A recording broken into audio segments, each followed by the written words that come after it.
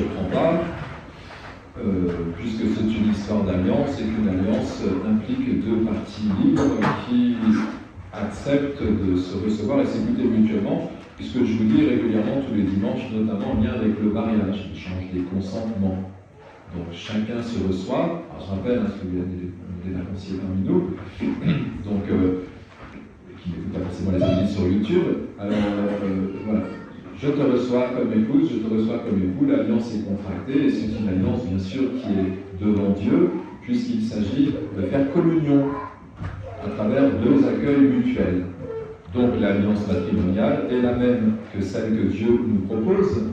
Lui nous accueille et nous écoute. Ce que saint Paul a dit en disant si les sages de ce monde avaient connu la sagesse de Dieu, ils n'auraient pas crucifié le Messie. Voilà, donc cette posture qui est celle de Dieu, c'est cet accueil sans limite et sans condition de toute personne qui s'approche de lui, implique que nous soyons nous-mêmes disposés à l'accueillir et à l'écouter. Et ça crée une alliance. C'est le livre de l'alliance que nous écoutons.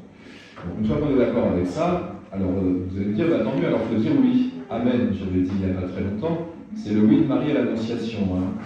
En hébreu, ça fait Amen. Mais c'est oui, qu'il me soit fait selon ta parole. Amen. C'est ce qu'on dit à mon communion. Ou c'est ce qu'on demande aux catéchumènes, enfin tous ceux qui se présentent pour un sacrement, quand on les appelle par leur prénom, ils disent me voici. Donc c'est cette liberté qui s'engage. Mais c'est normal, il n'y a rien de surprenant dans ce que je suis en train de vous dire. Oui, mais on peut dire non aussi. Et c'est pas grave. C'est ce que Jésus a dit, que votre oui soit oui, que votre non soit non, le reste vient du mauvais. Vous savez, les noms, je disais ça hier soir, puis encore ce matin à Seillac, c'est quand on rencontre quelqu'un qui n'est pas croyant, il vaut mieux qu'il nous dise un vrai nom. Au moins on sait où il est. Puis on peut commencer à discuter. Pourquoi ? Quel est l'obstacle qui fait que l'adhésion à la volonté de Dieu vous semble si difficile ? Et souvent il y a de mauvaises raisons. En tout cas, c'est un Dieu qui semble pas ressembler à celui auquel nous croyons. Espèce d'idole qui ferait que nous serions dans une espèce de peur de Dieu alors qu'il nous invite à répondre à l'alliance. Donc c'est ça, il y a toutes sortes. Alors les gens vous disent non, moi, je ne crois pas en Dieu parce que les prêtres sont pédophiles. J'ai déjà entendu ça. Ou alors, écoutez, avec l'Inquisition et tout ce que l'histoire nous a montré des guerres de religion, nous ne sommes pas consentants pour croire en ce Dieu-là. Ou si Dieu était là, le monde irait mieux, il y aurait moins de violence, il y aurait moins de conflits, comme il nous a dit saint Paul, il y aurait moins de problèmes avec ceux qui dirigent ce monde. C'est vrai, et c'est faux, parce que ce n'est pas la vraie raison. Où es-tu, toi qui juges, toi qui penses qu'il y a de bonnes raisons de ne pas faire confiance en Dieu et d'entrer dans l'alliance ? Et bien souvent, c'est un problème de conscience de la personne, pour la personne, de savoir où elle se trouve. Dit que tu protèges un espace qui t'évite de t'engager en disant j'ai bonne raison de ne pas le faire. Oui, mais la vraie raison, c'est que tu ne veux pas t'engager. Ça va, c'est tout simple. Les personnes refusent simplement de se tourner et de consentir à celui qui pourrait leur donner une orientation positive. Donc ils trouvent une manière de dire il nous a créé une loi qui s'appelle un acte de répudiation, donc on se débarrasse de notre épouse. Mais Jésus, souvenez-vous, dans un autre passage, dira aux pharisiens, oui, mais c'est à cause de la dureté de votre cœur que Moïse a écrit une loi. Bon. Alors le non est possible, si c'est le vôtre. Et donc, Jésus nous dit, si tu as un problème avec ton frère, ta sœur, va te réconcilier, puis ensuite tu reviens à l'autel, présenter ton offrande. Pourquoi ? Peut-être parce que nous avons besoin de prendre conscience de nos refus. On demande pardon au début de la messe. Alors, c'est assez rapide, c'est pas simplement une réconciliation. Enfin, c'est pour faire un bilan, de dire, oui, de fait, là, ça, j'ai pas été ajusté, etc. Ce qui est important, c'est de qualifier notre offrande, que votre oui soit oui, que votre non soit non. C'est-à-dire, si vous êtes en conflit avec un confrère ou un prêtre, eh bien, peut-être qu'il faut qualifier notre offrande sur l'autel en disant au Seigneur, j'ai un conflit avec mon confrère. Et on lui dépose cette offrande, quelle qu'en soit sa nature. Le problème, c'est que si l'offrande n'est pas qualifiée, donc on vient en se disant, je viens à la messe, donc tout va bien. Oui, mais si tu ne dis pas à Dieu ce qui ne va pas, comment peut-il te guérir et te rejoindre ? Donc que votre nom soit clair, et puis si c'est un nom, parce que les humains sont dans des... Vous avez bien compris que la barre, elle est haute quand même. Celui qui regarde une femme tout simplement avec son cœur, avec ses yeux, il a commis déjà l'adultère. Donc Jésus, quelque part, il monte tellement vers là-haut, tellement haut là-bas, que on dit, ouais, mais du coup, c'est inaccessible alors. Parce que c'est facile de piloter toujours en bas et dans une version qui soit celle qui nous permette de ressembler à Dieu. Mais nous pouvons lui déposer nos fragilités, nos difficultés. Une personne est venue me voir tout à l'heure en me disant à la messe, est-ce que vous célébrez la réconciliation avant d'entrer dans le carême ce mercredi décembre? Vous voyez, c'est tout cela qui nous fait présenter à Dieu nos joies, nos peines, nos maladies, et Dieu peut transformer, transfigurer notre offrande. Et c'est le chemin de toujours. Alors l'entre-deux n'est pas long.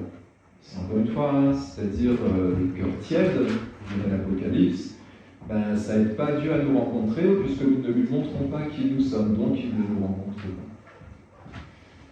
Et c'est des sacrements, quand même, tout ce que je suis en train de dire. On a célébré le sacrement des malades à la maison de retraite vendredi, qu'ont déposé des personnes âgées. Leur maladie, leur fragilité, leur faiblesse. Mais c'est une offrande, et si elle est déposée, Dieu donne la grâce d'un sacrement.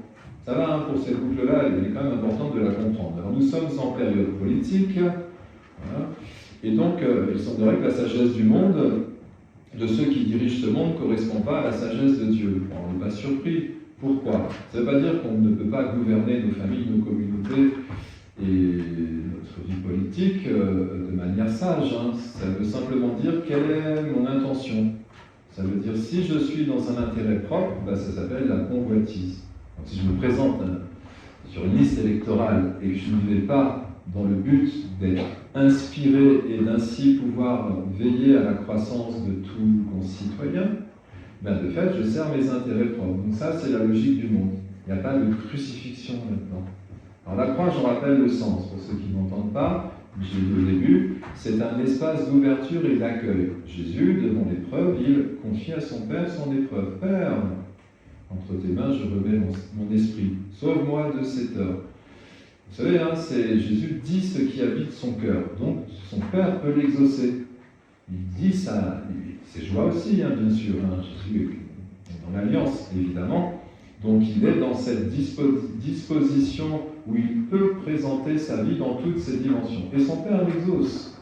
Et nous essayons de suivre. Alors, quand Paul nous dit, oui, il n'aurait pas crucifié le Seigneur de gloire, peut-être qu'il fallait que le Messie soit crucifié, pour nous montrer la posture jusqu'au bout. Oui, parce que quand on est en fin de vie, voilà, on aura plusieurs intentions, on présente notre fin de vie à Dieu. C'est le sens des obsèques. On a une célébration demain. On présente notre vie, voilà, ses joies, ses peines, ses difficultés, à Dieu comme une offrande, et le défunt est conduit par l'Assemblée pour être purifié, sanctifié, transfiguré.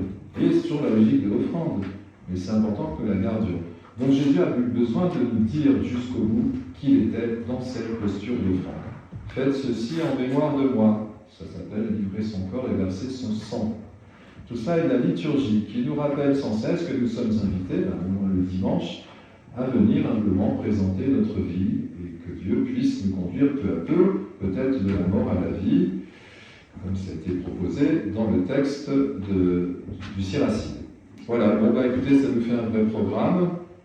Et si vous voulez, je termine juste par l'histoire de l'alliance matrimoniale, puisque ça a été, je vous ai donné la version longue. Donc, qu'est-ce que serait une union illégitime, finalement? Jésus dit, répudiation, oui, si c'est une union illégitime. Une union illégitime pourrait être celle, justement, où il n'y a pas eu discernement vocationnel. C'est comme un prêtre, Si un prêtre n'a pas la vocation, l'évêque essaye, et puis les supérieurs du séminaire essayent de discerner si c'est un appel de Dieu ou si c'est juste un programme, comment on dit, ascensionnel, carriériste. Chez nous, ça marche un peu moins parce que les prêtres ne sont pas bien payés. Mais enfin, dans certains pays, ça pourrait marcher. Vous savez, j'avais dit ça la semaine dernière en lisant un texte que vous m'aviez passé là, sur les prêtres fidei donum. Les évêques, ils sont malins, au moins certains. En Afrique, ils leur disent pas on vous envoie en Europe. Ils leur disent on vous envoie en Afrique centrale. Comme ça, ils discernent si vraiment le prêtre est motivé pour partir en mission ou s'il vient pour d'autres intérêts en Europe, et qui serait du coup illégitime. Donc vous voyez, la légitimité dépend de l'appel que Dieu nous a adressé. Si Dieu m'a mis en contact avec mon futur conjoint, ils vont à la préparation au mariage, Et puis, on les accompagne sur ce chemin du discernement et de l'offrande mutuelle. Mais si jamais il n'y a pas eu ce moment où Dieu m'a appelé, ben c'est sûr, hein, c'est illégitime, alors on appelle ça nullité de mariage. Voilà. Bon, on ne va pas faire du droit canonique aujourd'hui, mais retenons simplement, puisque nous entrons en conversion mercredi, que notre conversion sera toujours de discerner ou d'écouter ce que Dieu me dit aujourd'hui, avec mon vrai visage, hein, donc mes joies, mes peines, mes refus, etc. Et puis de laisser peu à peu, nous transfigurer, nous conduire davantage à la ressemblance de son Fils. Amen.